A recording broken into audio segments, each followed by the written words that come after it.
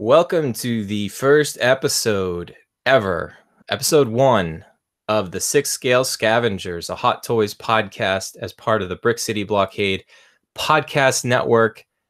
This is Brian Fontaine, aka the Jedi Scavenger, and every show I'm going to be joined with my good friend Christopher James Letty, aka Vintage Viewport, and we're going to talk some Hot Toys, Star Wars, Marvel.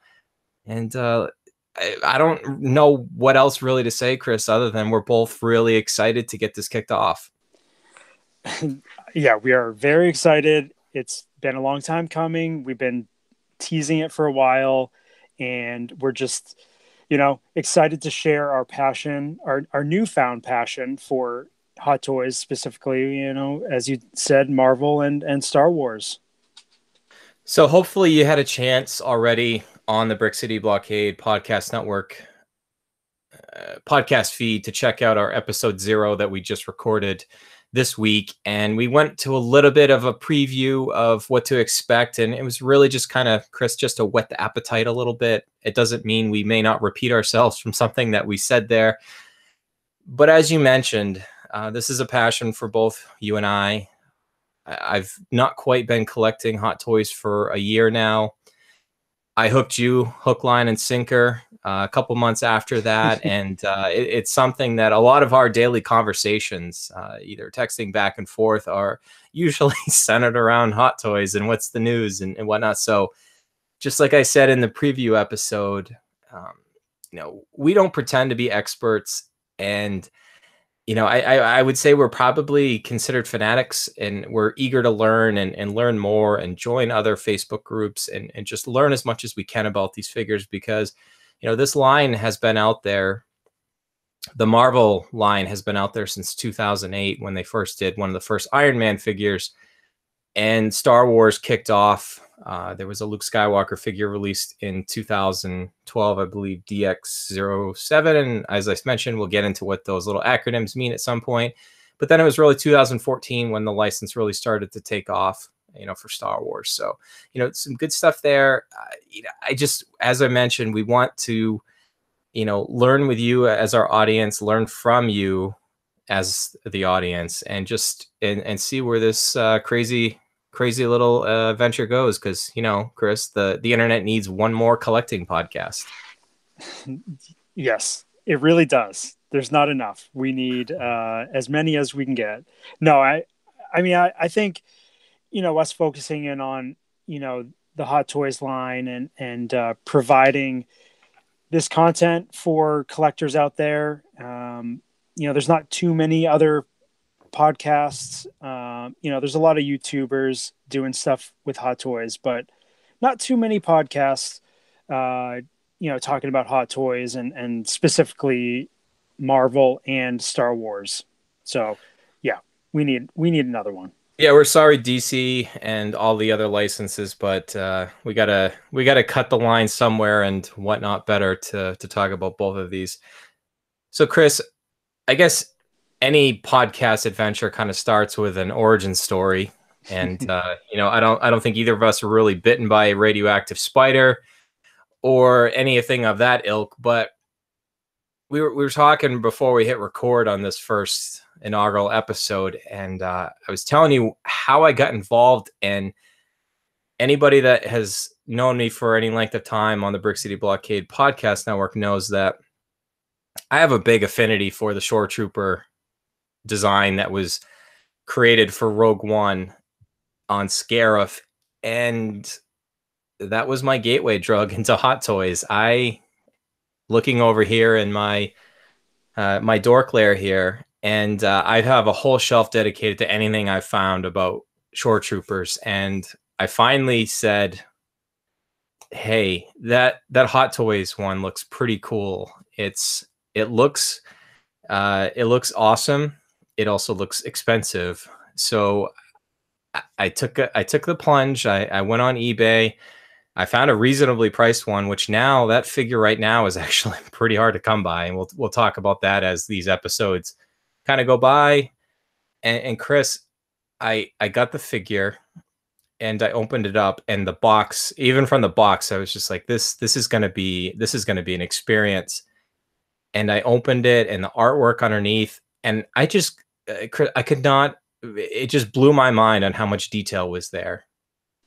And Yeah, I didn't even know what to do. I felt like it was like this religious experience. I'm like, oh my God, this is like, there's no turning back now. Like, this is what collecting is. I literally, over the course of the next couple months, I was a big collector with SH Figure Arts. I was complete on the line.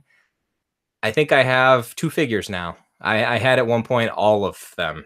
And our good friend Bill Janowski over at the Dork Lair, good shout out to him. I know he gave us a shout out on Instagram today. And yeah, it's how it happened. And then, and Chris, as I was mentioning, like within a week on Sideshow, I pre-ordered the figure that we're going to talk about today. So what a better way to kick off episode 1. it's a great story. It's these figures are next level figures. They're pieces of art. Honestly, there's so many people involved with creating these figures, and it really shows the amount of time and effort and you know the detail that the artist put into these figures is it's just amazing. And I can see where you got hooked, because not that long after I got hooked. And I blame you. I also blame our friend Scott Inch over in Scotland. He kind of introduced us, to Hot Toys and that sort of thing. But yeah, it was one of my favorite characters in the Marvel series is Black Widow, and the you had gotten the Winter Soldier uh, version of Black Widow, and that's my favorite. The aesthetic of Black Widow in that movie. Um, that's my ideal look for the character. So you pointed me in the direction of eBay, and I checked out the auction, and I ended up getting the figure at a really good price. And thankfully you handled the situation for me, and we sneakily did a deal, in a hospital parking lot. And people are probably wondering what was going on, but no, that you know from that point on, I was just hooked, just hooked. Yep, I still remember that day where we happened to be working in the same town, and you were like, "Hey, you got the stuff?" I was like, "Yeah, I got the stuff," and we the transaction occurred, and that was the end of it, because then I think you went hook, line, and sinker too Oh for it. man. It's like I had just said, it's like there's something you can look online. You can look at a lot of the great Instagrammers out there. Chris, you mentioned the YouTubers out there.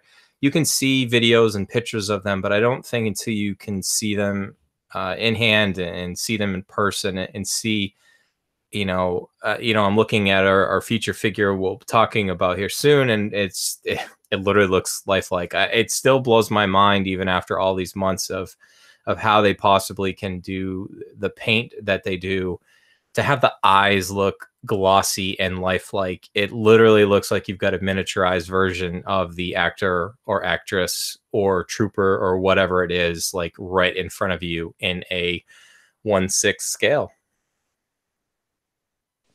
Yes. The likenesses, over the years, Hot Toys has really worked hard on perfecting, the actors and actresses likenesses, and you can see that progression. If you look back at the archives of all the figures that have been released, you can see that natural progression of the quality of the sculpting and the paint apps, and the hair, whether it's sculpted, whether it's rooted. I mean, it's just amazing. And yeah, when I opened up that figure, that Black Widow, And granted, that figure came out a number of years ago, and I just I couldn't believe it. I jumped right on Sideshow, saw what they had, started plotting out my devious plan of, you know, who was next, and that's when, but from what you had gone through with, your research and that sort of thing, and I started digging in, seeing where, the Facebook groups that were really involved with, with this scale, and checking out all the websites. I I just went crazy on it. So we'll get into all that stuff in further episodes, but it's just been, a fun ride so far, and I look forward to what's coming down the pipeline. Yeah, I think it's only just going to get better. And one thing you had mentioned there too, I'm even looking at some of the figures that I've collected on the Marvel side from even when the first Avengers film came out, and you mentioned some of those figures, and to even see where it's progressed in the last, say, 6 years, it's made this significant jump. And in the first, like I said, I do believe it was 2008 when they got the license to do the first Iron Man figures, and one of the jokes about Hot Toys is they just keep making Iron Man figures, but people keep buying Iron Man figures because they're awesome, and they keep getting better now that they've done die-cast ones, and they're able to redo some of the original ones they did under a hard plastic and now in die-cast, and we're excited to talk about some of those coming up. But Chris, I think it's also fitting that we are now coming off of San Diego Comic-Con, and Hot Toys and Sideshow had a presence at San Diego Comic-Con 2018 and teased the heck out of a lot of figures. And one thing that we'll talk about here too is that just because they've got a prototype of a figure out there, there's a strong likelihood that they could make it, but they've shown figures over the last couple of years that have really never materialized. And Chris, you talked about something on our preview episode, episode 0, about the CEO of Hot Toys is so involved with the process that, maybe they do some market research, maybe they test it out and said, okay, now that we have this prototype and we're going to mass produce it, what does that look like? So it can be disappointing for fans sometimes to really count on some of those figures to show up, and they may not be. So that's one thing that I know you're likely the same. One of the first things I do up in the morning, and because Hot Toys is based in Hong Kong and they're 12 to 14 hours ahead of where we are on the East Coast in the United States, there's usually already news out for the day of what it's going to look like. And then later that afternoon, and we know it very well now, Chris, it's usually around 3 to 4 p.m. Eastern Standard Time. Yep. Is once they've announced it early in the morning, Sideshow's got it up on their website.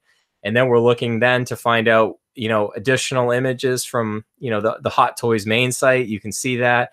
We're going to see what the price that Sideshow is going to charge for the pre-order, when it's going to come out. It's like, I feel like a kid in a candy store every time there's a new figure released. Yeah, I get, it's kind of funny. Like, I get super excited. We're texting each other back and forth saying, is it released yet? Is it released yet? And then, it really depends on the character too. If it's someone that we're passionate about, or, one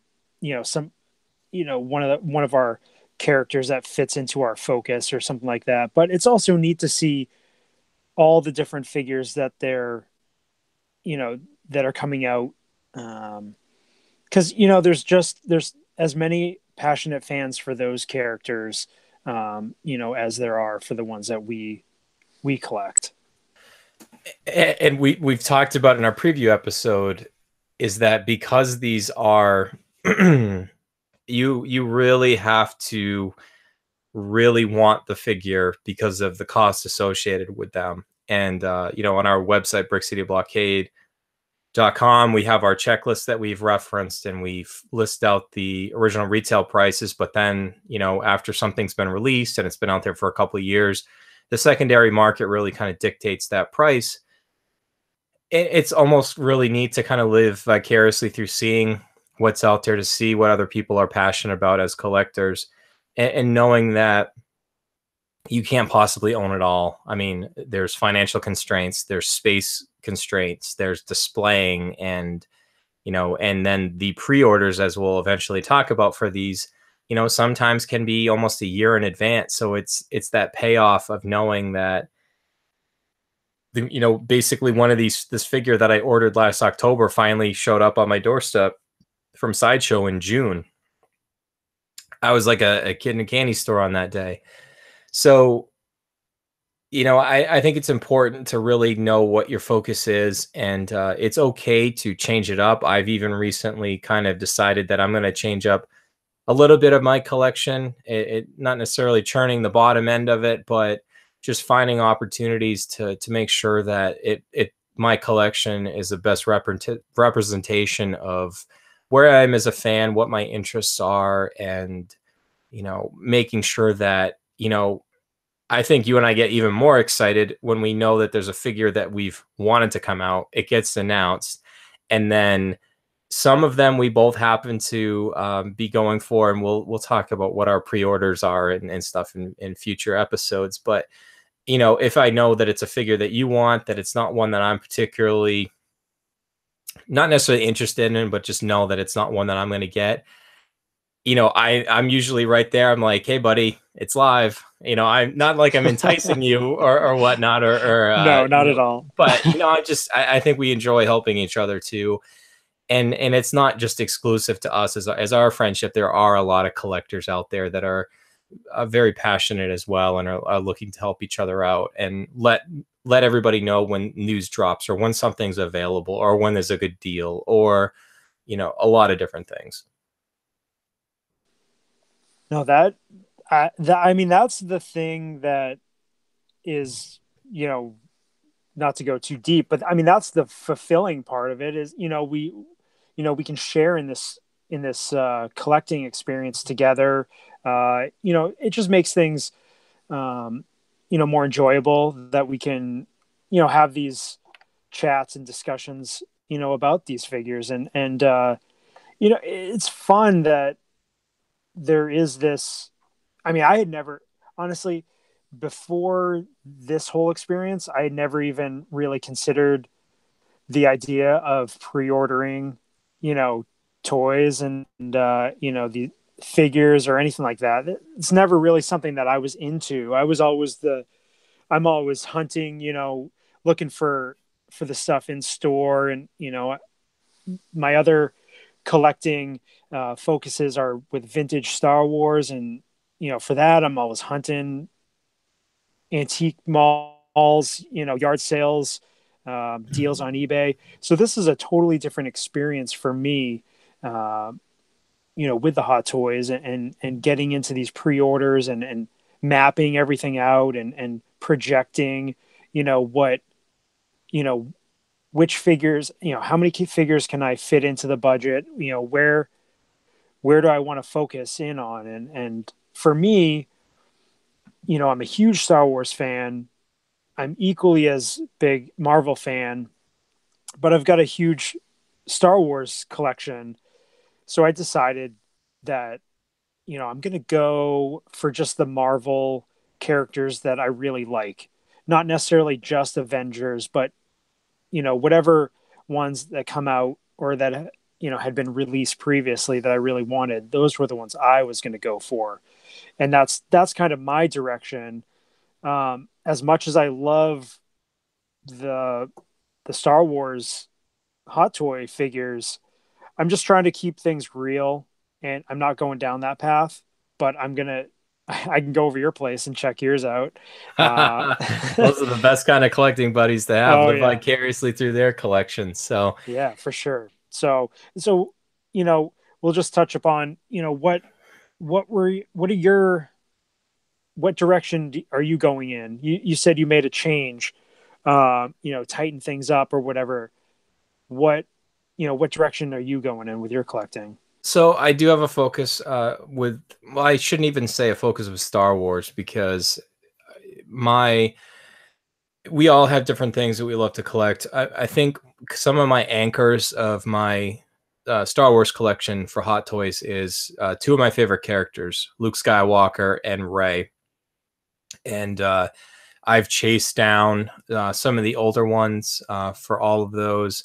I'm still my white whale right now, and it's just I don't know if I'll ever get it, and I'm okay with it. Is the first Luke Skywalker that I'd mentioned, the deluxe version, DX07, that came out in 2012, which was a dual version of Luke in his Bespin outfit. I keep hoping, Hot Toys, if you're listening, please reissue that figure. And but other than that, I have some of the Avengers figures, but right now my main kind of focus for the Marvel side is I'm a huge Captain America fan.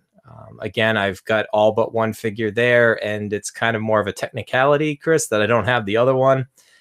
Black Widow, as you mentioned, I've got all of the Black Widow figures, and then from there, it's what I'll probably do is some of my more favorite characters like Thor, Iron Man, is look for what I deem like the best representation of those. But I, as a collector, don't have a problem owning, multiples of one figure because, that's what I really enjoy doing is chasing down, particular characters and having different versions of them. Awesome, man. Yeah, I too, I feel the same way. I don't get, I feel the same way.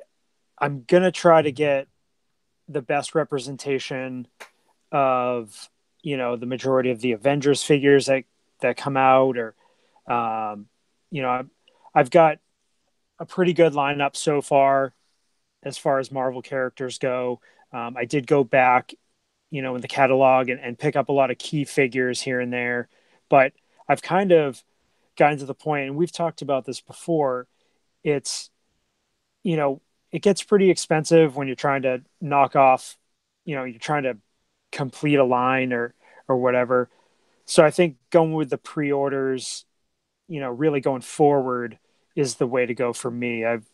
There's not really too many older figures that are reasonably priced that I really want. Yeah, and I think it's important to kind of be comfortable, with that. And again, another thing that we'll talk about often here is the self control and staying, within an established budget, so that you don't overextend yourself, because then it doesn't become fun. These are so enjoyable to collect and to own, and you certainly don't want to have any regrets about that whatsoever. So, Chris, I mentioned it. We're coming off San Diego Comic-Con. We're not going to go through all the figures that were on display because, man, there was a lot of them. Just a And, few. if you want to search for what was on display, I mean, there's various different websites and Facebook groups and stuff that you can go out there and see. But, Chris, like I said, we won't cover all of them, but which ones that they had on display that they haven't previously announced, that we don't have on our checklist yet, that are you like the most excited about? Okay. On the Marvel side, for me, number one is the Vulture from Spider-Man Homecoming. That figure looks amazing. I don't, the scale of the wingspan and everything, that suit, I think that would be at the top of my list for sure. I think when the Marvel, the original Vulture from Spider-Man is just this completely ridiculous old guy with, a feathery suit. And when they announced that character for Spider-Man Homecoming, I know a lot of fans were like, what the heck are they going to do with this character? But the way they styled that figure is just amazing. I mean, take into it. I mean, this isn't about the figure, but the character from the movie, Michael Keaton did such an amazing job in with his performance of that character that it made me love that figure even more, or that character even more. And I really need that figure. That car scene, my God, Oh my Chris, I know we've god. talked about it. We're both fans of the Marvel Yes. Cinematic Universe. That car scene with Tom Holland slash Mm-hmm. Peter Parker, man, like just that whole like 5 to 10 minute stretch of that film, and you know it's a film that's been out for a while. You don't have necessarily have to worry about spoilers, but Sure.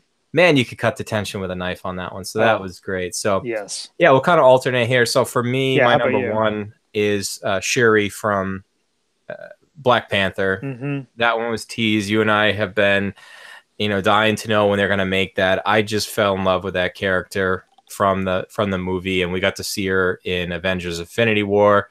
With a very brief cameo, but I just love the enthusiasm. It's Lolita Wright, correct? Letitia Wright. Letitia Wright. Yeah. So Letitia Wright, I mean, she just knocked it out of the park, and so lovable and fun and infectious, and to be able to own that in action figure form, uh, definitely on the top of my list there. Just touching on that figure, what do you think about the execution of the prototype? It was the face sculpt was amazing. I mean, one thing too that will strongly suggest is a lot of the artists that work for Hot Toys also post quite a bit on Instagram, and I love seeing the little pictures, Chris. I'm sure you've seen it, of them holding up the painted face sculpt from Mm-hmm. basically the neck up. Perfect. I mean, just it even had her little. I like we've talked about. We hope that she comes with a lot of her gadgets and stuff. I mean, that's kind of her jam. But I thought it was phenomenal. I can't wait. I do hope there is a lot of murmurs and kind of crosstalk in a lot of these really popular Facebook groups that they feel like that's a figure that may not get made. But I feel like she's too popular to not get a release either from the Black Panther movie or Infinity War. I Yeah, I mean, I can kind of see that a lot of people are saying, there's other characters that have more prominent roles that should, potentially get a figure. But that's my number two figure. Uh, I want that figure. Again, I want it now.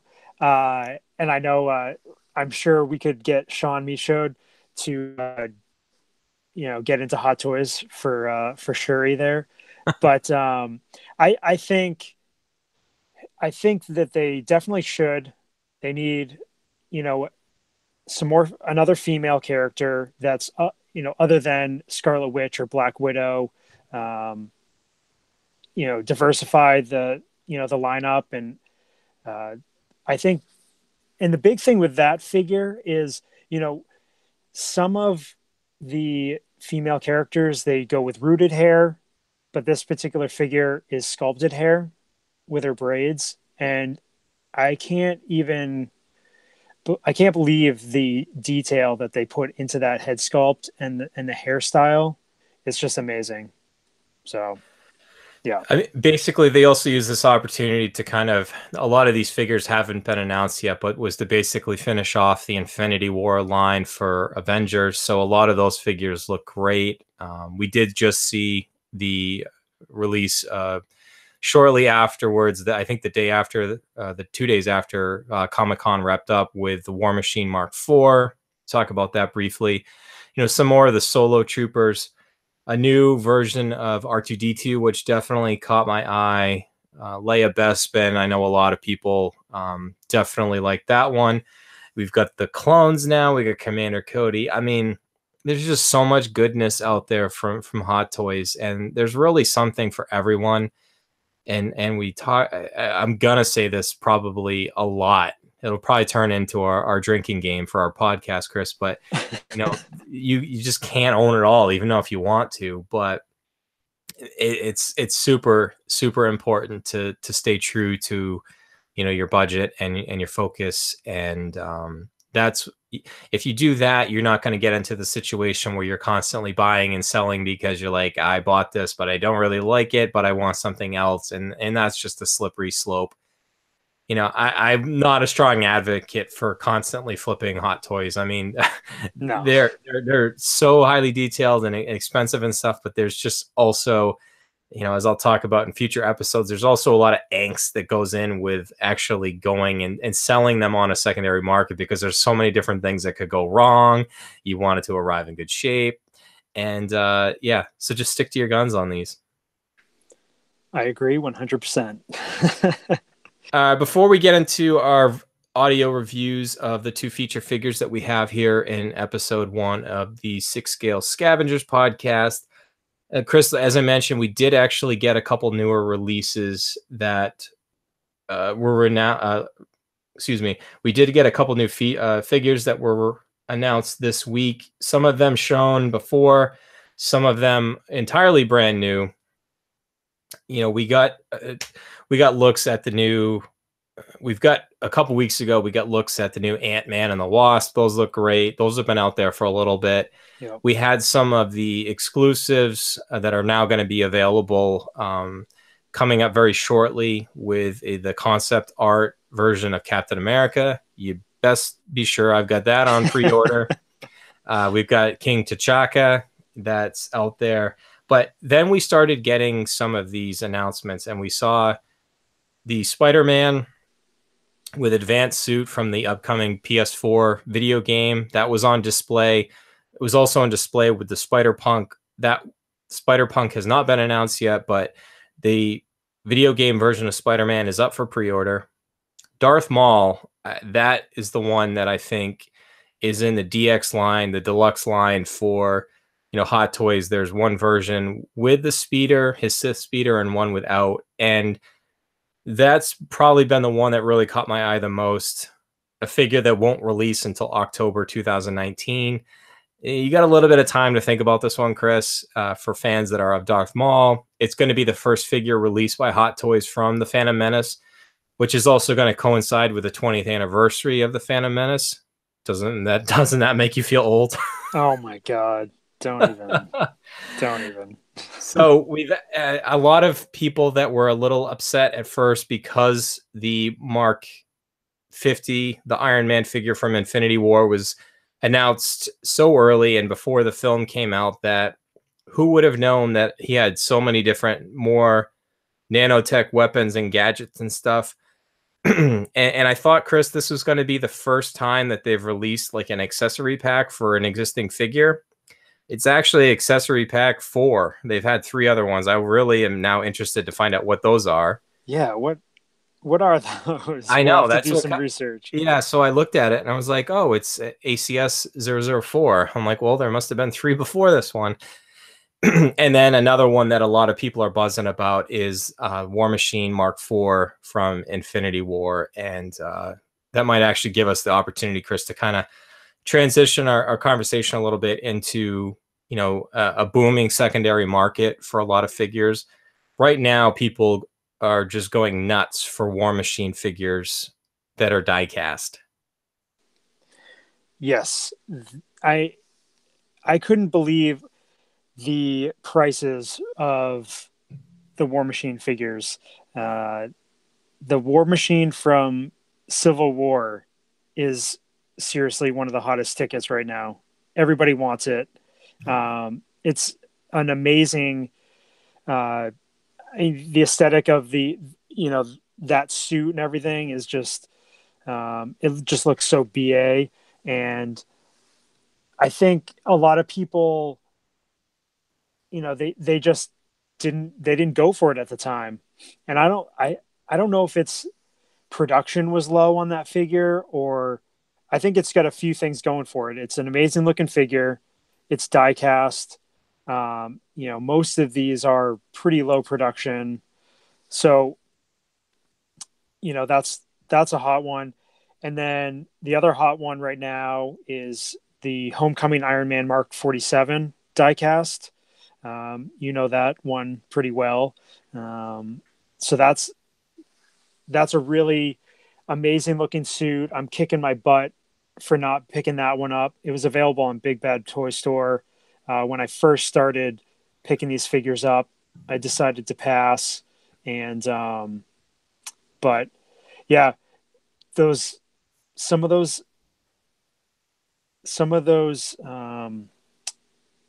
War Machines and Iron Man diecast figures, people just go nuts over. So I've got a theory, Chris, about that. And I don't necessarily, I think one misconception I think I've seen in a lot of groups Mm-hmm. right now is the fact that they think every Iron Man that's die cast is going to blow the doors off everything. Mm-hmm. Because right now, most recently, the Mark V's out there, and I feel like that's had some pretty good interest out there. The Mark Six from Avengers, the armor that Tony Stark had at the very end of Iron Man 2 into all the way up through the Avengers, the first Avengers movie, up until he gets his Mark 7 Mm-hmm. against Loki there on Stark Tower. I don't necessarily know if it's just that. I mean, obviously, Iron Man is extremely popular. I feel like War Machine's an underrated character with Don Cheadle behind the mask in that one. I think it's the figures that people underrate.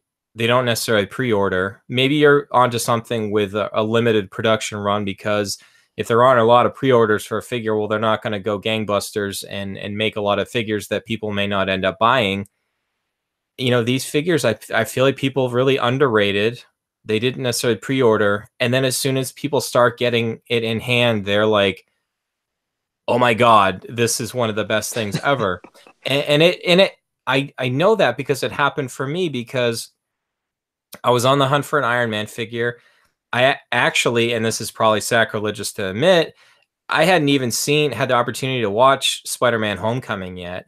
So I didn't even know what to expect from the film. And somebody in one of the groups posted a picture of that Mark 47 armor. And from the production images, I'm like, yeah, it kind of looks like the Silver Centurion version, or the Ultimates version, that the run that they had a couple of Mm-hmm. years ago in the comics. And I'm like, yeah, it's pretty heavy on the silver. And then somebody posted pictures of it, and whatever, if it was their lighting and their their DTOF, or whatever it is, I'm like, holy cow, that looks amazing. Like, just the color scheme and everything. So I was lucky enough to do that. And but I do also have the Mark 6, and I've decided I'm going to keep the Mark 6 and test my luck on the 47, and we'll see how that goes. But I think it also just illustrates another point that you and I have tried to been making, Chris, is if you're sure about something, go for it. You're going to have regrets later. These are collectibles and toys, essentially, that they hold value. They don't really lose much. I mean, another theory that I have is I feel like Hot Toys really learned their lesson from The Force Awakens and overproducing First Order troopers from that film. There's a few of those still available on Sideshow. Yeah, there's a few of them still view on Sideshow for good deals. I mean, they're good figures. Big Bad Toy Store is another one that both you and I frequent, and right now you can buy one of those and get store credit back for some of those. So, that's a risk that you sometimes take with a pre-order, but a lot of these really popular figures, and in the Marvel side, you and I have, excuse me, you and I have seen it on the Marvel side. I mean, the two most popular characters are Iron Man and Captain America. You cannot touch a Captain America figure for, probably under $400 now. It is incredible. I'm glad I got in when I did, because I couldn't do what I have right now if I didn't. Maybe I started the boom, Chris. I don't know. No, you jumped in. I mean, seriously, right at the perfect time, right before, you know, the storm hit. You jumped in right before the collectors just went nuts over Captain America. I mean, that's one of my regrets is I should have jumped on a Captain America um, right off the bat. I decided to go with some of the secondary characters and um, some of the more affordable characters. I should have just gotten a Cap, because now I don't have a Captain America yet, and uh, I really wish I had one. But I mean, it's fine. I can live with the decisions that I made with certain pre-orders that have come out in the last few months. and I'm okay with that. But it between Captain America and Iron Man, I mean, those are the two head honchos. Those are the guys to go to, and a lot of people, start their collections with those characters or base their collections off of those figures, and it's pretty amazing to see. There's quite a bit more Iron Man, uh, Iron Man figures that have been. Um, there's quite a bit more Iron Man figures that have been released than Captain America figures. So that's one reason why I think the Cap figures have just skyrocketed, especially with the success of Infinity War. I could see the before Infinity War, the deals that I was getting on some of these figures were crazy. And then after Infinity War, it seemed like everybody was buying Hot Toys like crazy. I just, I joined a number of the groups, and you could literally see the trends happening. And you know, I'm glad I got in when I did. I think if I waited until after Infinity War, I don't think I would have, been able to get the figures that I have so far. And it's just kind of funny how that works. It's kind of cool to watch it happen. And there's so many we keep saying passionate collectors, but they really are. There's people have some amazing displays, and some of these completists with the Iron Man suits. It's just incredible to see them all lined up, and it's inspiring. I'm like, I want to have a display. Maybe not like that, but I want to be able to have a display where I can really appreciate these figures. And I think once you get them on display, it's that much more fulfilling. Um, to look at these pieces of art, and there's things that you can pull down and you can mess around with. You can swap out their accessories. You can swap the heads. And then you could get into all kinds of stuff like customs and that sort of thing. And it's just really fun to see, where you can go with a collection. Absolutely. Amen, brother. All right, let's get talking about some of these feature figures. We've teased them. We haven't Yes. even announced what they are. So pleased to announce that our first two audio reviews of Hot Toys Movie Masterpiece series, near and dear to my heart, Mr. Luke Skywalker from Return of the Jedi, the first figure I pre-ordered from Sideshow, and it arrived shortly after my birthday last month. I was hoping for on my birthday, but that would have been very earlier in the month, so I'll still take it. Oh, I love this figure. And then Chris, we talked about it. I think I briefly mentioned a little bit ago, but the Hot Toys Iron Man Mark V from Iron Man 2, aka the suitcase armor, and excited to talk about both of these. Yeah, man, go for it. All right, so Luke Skywalker, Return of the Jedi.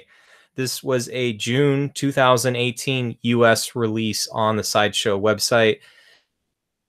I guess one thing that I should mention is obviously at the Secret Base, which is the Hot Toys store in Hong Kong that we referenced in our preview episode, you can usually get figures a month or two there before you can get them here in the United States through Sideshow, through Big Bad Toy Store. So this was a June 2018 US release. It's Movie Masterpiece Series 429 or MMS 429. It originally retailed for $229.99.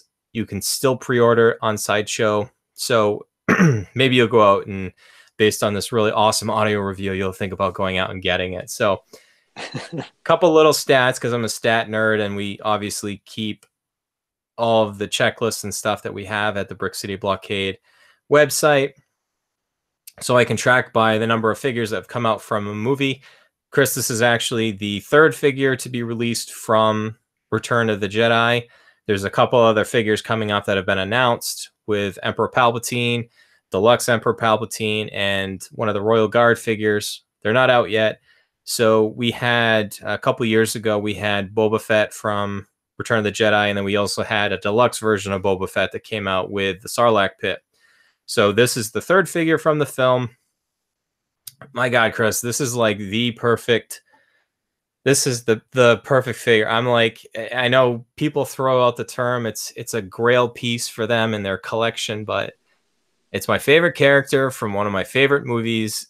The figure is just absolutely spot on. It's like I don't know how they can top this.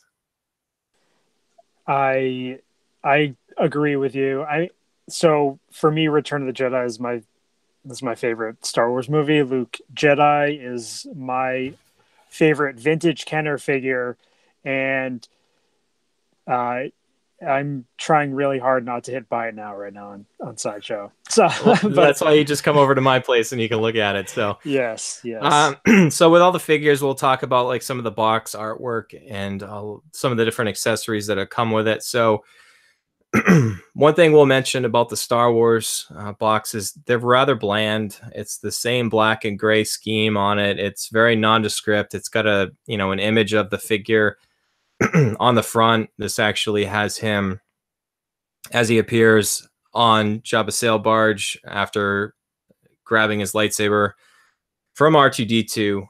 So the box isn't terribly great to look at. There's always like an insert underneath. It's the same length as the box with a couple folds in that goes over the little trays that are inside. And Chris, I have to laugh because it almost looks like one of those really cheesy 80s yearbook photos that's got two images of him, both facing a different direction. One has his cloak on as he's talking to Jabba, and the other one looks like he's looking at the Emperor. oh So, no, yeah, it's pretty funny. I'll have to send you a picture of what it looks like afterwards.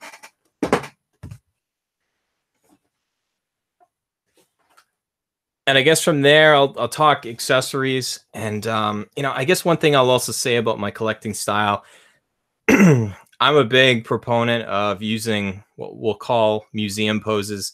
I'm not saying that I have them pose very bland, but it's not really in very dynamic poses. I don't necessarily go for deluxe figures just because a lot of the accessories, they don't speak to me a whole lot. And I think they're cool and some of the designs are really good. But for me, they either usually stay in the tray in the box, or if it's a figure that doesn't have a whole lot of accessories, I'll actually take the accessories out, put them in like a plastic bag and keep them in my my collecting room. But Chris, this thing's loaded with stuff. It's yeah, got I'm the it's got no the hand sorry. yeah, he's got the handcuffs that he had from Vader on Endor. It has the blaster that he grabs. He's got the blaster he grabs from Jabba's guard there when he tries before he goes in the Rancor pit. He has So one thing that they do with all of the lightsaber figures is they also include a detachable arm that you can insert at the elbow of the figure, and it basically allows for the lightsaber to light up with an LED light. Another little thing that I have with my figures is I tend not to put the batteries in them just because I not that I don't want to wreck them. It's just I'm not like light up features don't really do it for me. So I actually, to be honest, Chris, I haven't even taken that the extra arm with lightsaber out.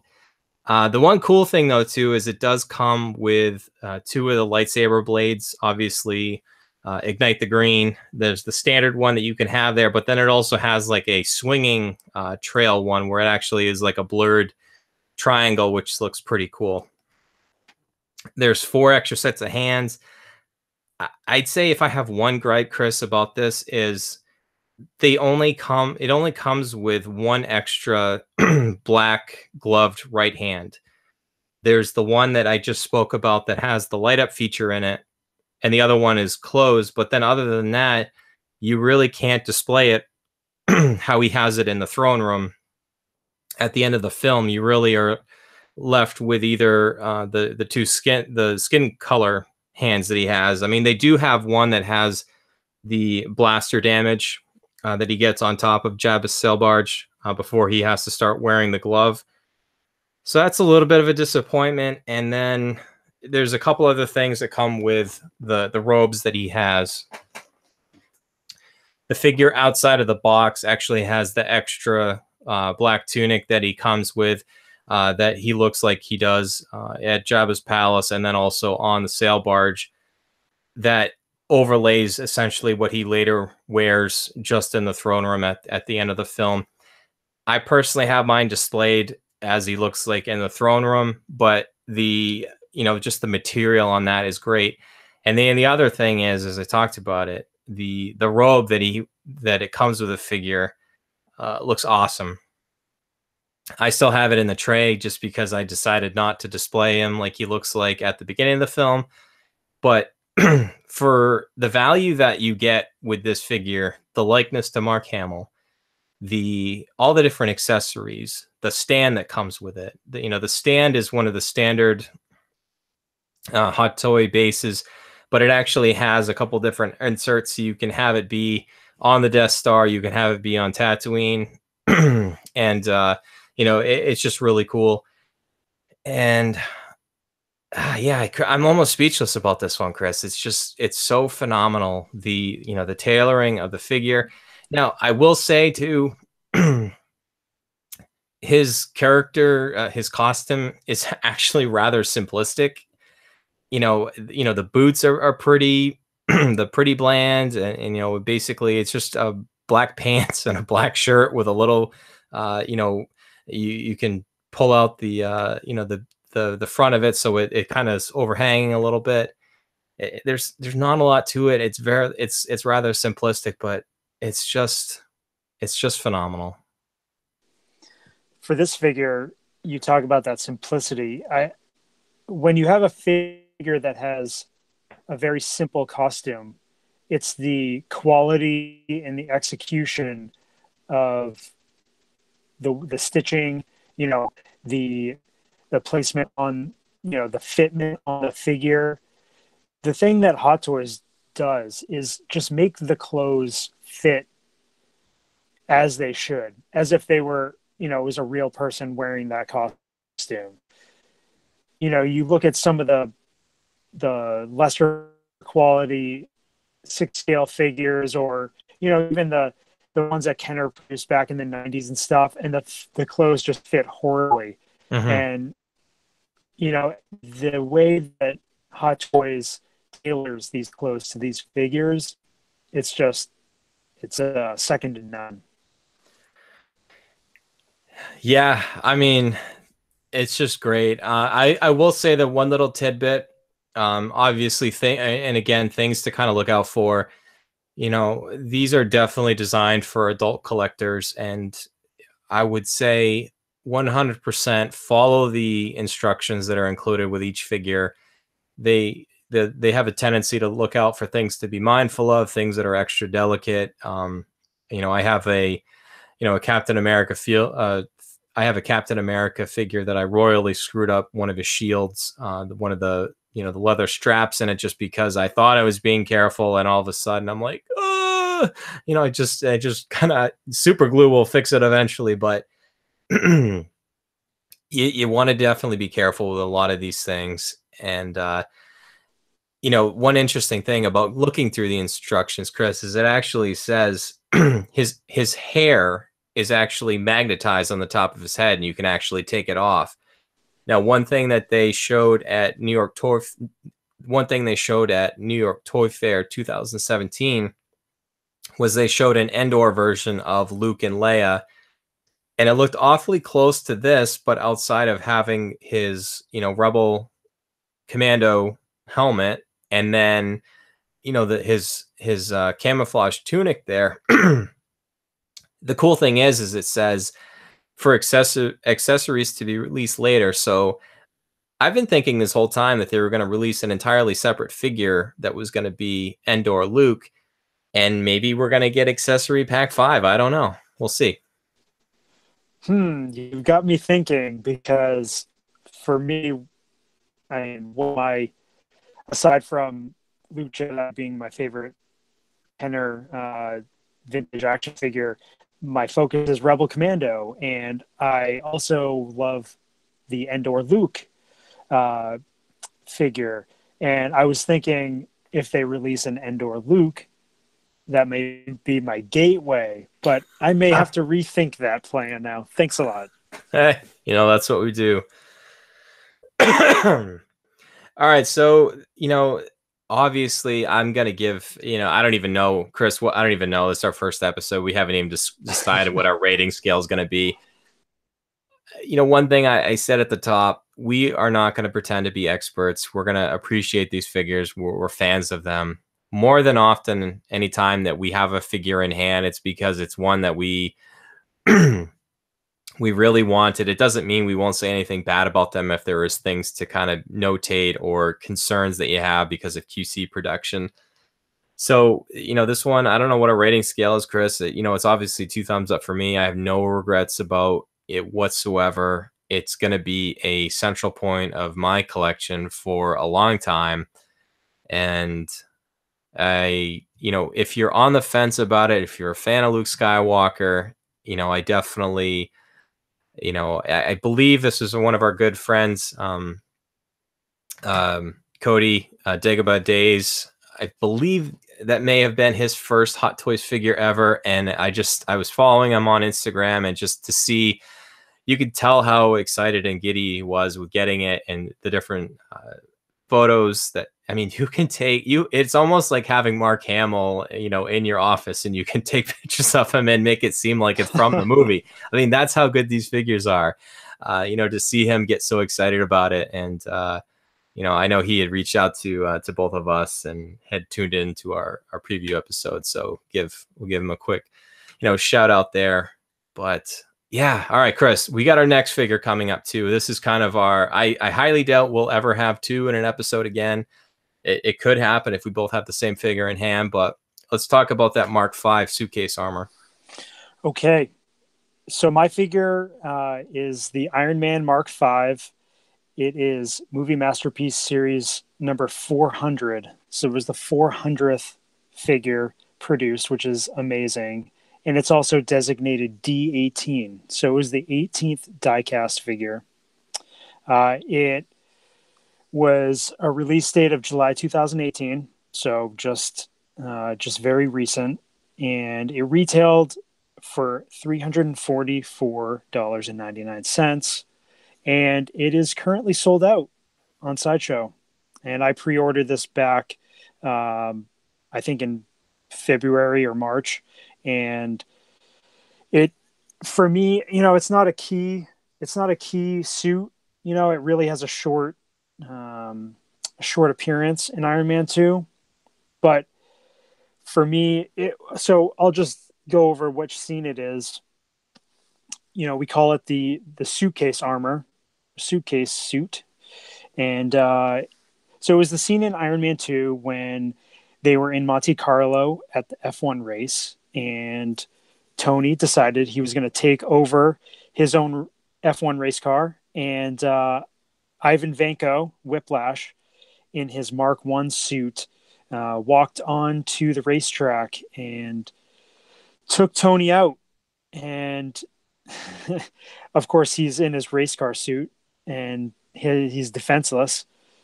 And Happy and Pepper come to his rescue, and luckily, Tony had developed this suit. Basically, it's the suit all broken down into a suitcase, and the scene is pretty cool. He opens the Happy slides the thing over to him, and he kind of steps on it, and then it just starts surrounding his body. And the design of the suit, it's kind of like scaly, and the way it all connects and forms around him. It's got a kind of a gunmetal, gray, silver, and deep red color scheme. And it's just, so for me, that scene is one of my favorite scenes in all the Marvel movies, and it kind of called to me, and I knew that I needed to have it.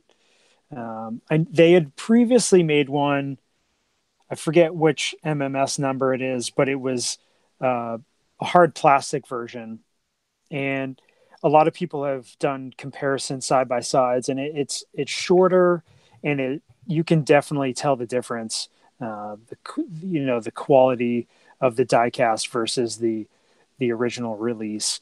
And for me, eventually, when I have this thing displayed, I'm going to have it in a fighting stance versus Whiplash in his Mark One suit, which I grabbed earlier this year, and that was an early release of Hot Toys as well, and that figure really holds up of Whiplash. It's a pretty cool figure.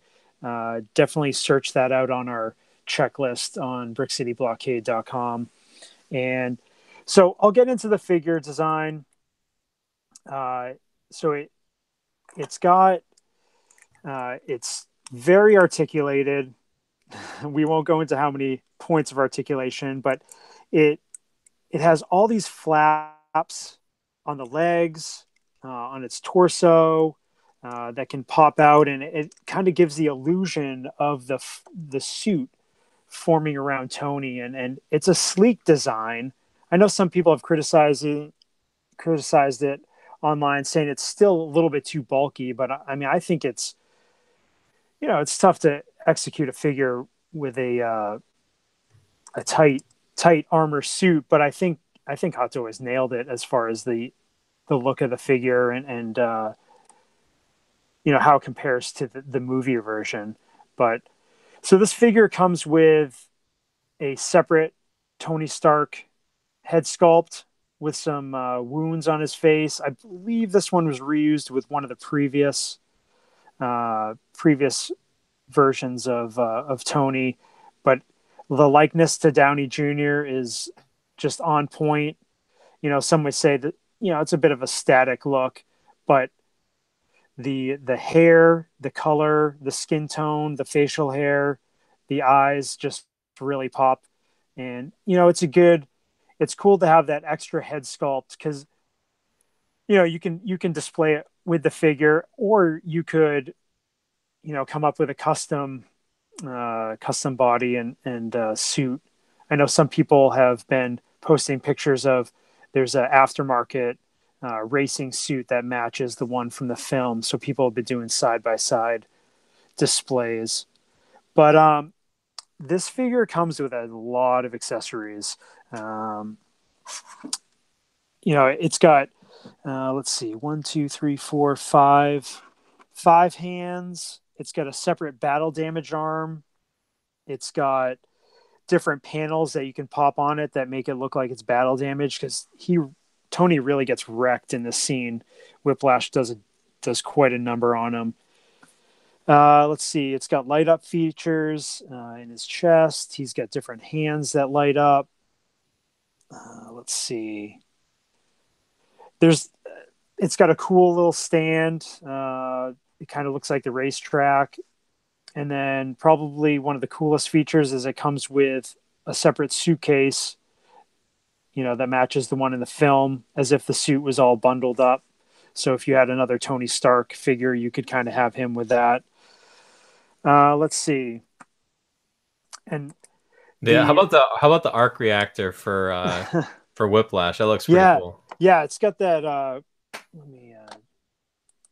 Yeah, so it's got the arc reactor that matches the one that Tony rips off Whiplash, because Whiplash in the movie, he creates his own arc reactor from scratch, and Tony rips that off his chest and crushes it. It's a really neat little piece. It's got, it's just that little extra thing that, if you want to make a little scene with these figures, it just, it's nice that Hot Toys comes up with these little details. Not every figure that they put out, they give you all this stuff, but it's nice when they do, just because it just adds more value to the figure, and you can just come up with your own setup for it. This figure, so when you get the die cast figures, just to shift gears here a little bit, the boxes are pretty heavy duty. They've got a slip cover that goes over the top with a nice, it's got the Iron Man figure in kind of like a silhouette on the front, with on the upper portion It's kind of encased in plastic. On the back, it's got all the credits for the figure. You pull the top of the box off, and then the figure is actually in a foam. They've got it set in foam, so it really protects the figure. They've got plastic surrounding the figure. Then you've got pieces of styrofoam stuck in between the different joints, so that way there's no chance of it getting damaged during shipping. Which, you pay so much for these figures, and you really want them to be protected before you even get them. And Hot Toys, they think of everything, and they really do a great job with presentation, of the boxes. I should say on the Marvel side, it's a little bit different on the Star Wars side. They're pretty uniform as far as Star Wars go. But let's see what else. I mean, that's pretty much it. I mean, I love this figure. I can't wait. It's going to be a while before I can really display him, but I'm looking forward to setting up a nice scene with him and Whiplash, and just enjoying the figure, man. So we didn't really talk about, obviously diecast is going to weigh, a lot. Mm-hmm. A lot of these, I think to ship an Iron Man figure, I think it's over 6 pounds. So, I mean, Yeah. I think the figures itself is about 4 pounds. So like when you're holding one of these things in your hands, it's, it's considerable. Like when you get them in a pose, like it's not going anywhere. I mean, you can use the stands that they come with, and they usually, some of them, Chris, I don't think this one came with a flight stand, No. but some of them you can, have his repulsor, lifts on under his feet and his hands, and really create some of those with some of the flight stands. Obviously in Iron Man 2, he didn't have the opportunity to do that. And just I got to throw this in, Chris, because I feel like Iron Man 2, the film it's a bad rap. I personally like it, and I like the character development for Tony Stark in the movie, and I think that's like one of his low points in the film. So I just have to throw that. And we're both, we're huge Star Wars fans, but also huge Marvel Studios fans too. No, man, I rewatched it recently right after I get the figure, and I enjoy the movie too. There's some questionable, decisions they made in the movie, but I really enjoy it. It's the introduction of Black Widow, and I actually, I really like the Whiplash character. I wish they had done more with him, and I want to see, not to go on a tangent, but I'd love to see Justin Hammer make a reappearance in the MCU. I mean, I love Sam Rockwell. He nailed that. Sam Rockwell nailed that role. So, Chris, one final thought about the Mark V. So, the original non-diecast version was MMS 145, and the retail price for that was $209.99. So, a considerably what a less. Difference. And but obviously, you didn't. That was not. I actually want to say the first diecast figure that Hot Toys did, I think, was 2014, and it was either the War Machine Mark 1, or it may have been even the Iron Patriot figure. I think was the first diecast one they did. It's debatable which one came first. Yeah, but I think you're right. It's only been something they've done for the last 4 years, so it's reasonably new tech, and I feel like they're always looking to improve. And this first podcast has been great, and it's been long, and we're rambling, and we just love talking about it. So hopefully you as an audience have enjoyed the first episode of 6 Scale Scavengers from the Brick City Blockade Podcast Network. Like we said, hopefully you'll come along for the ride with us, learn from us, we'll learn from you. Reach out to us on social media. Chris, I think it's that time. I think it's plug time. Where can the good people find you on social media? Best places to find me are on Twitter and Instagram at Vintage Viewport, and on Facebook also, Christopher James Letty. And you can follow me on Twitter and Instagram at Jedi Scavenger SW. The best place to find the 6 Scale Scavengers podcast is on Instagram. It's 6 Scale Scavengers. Pretty simple.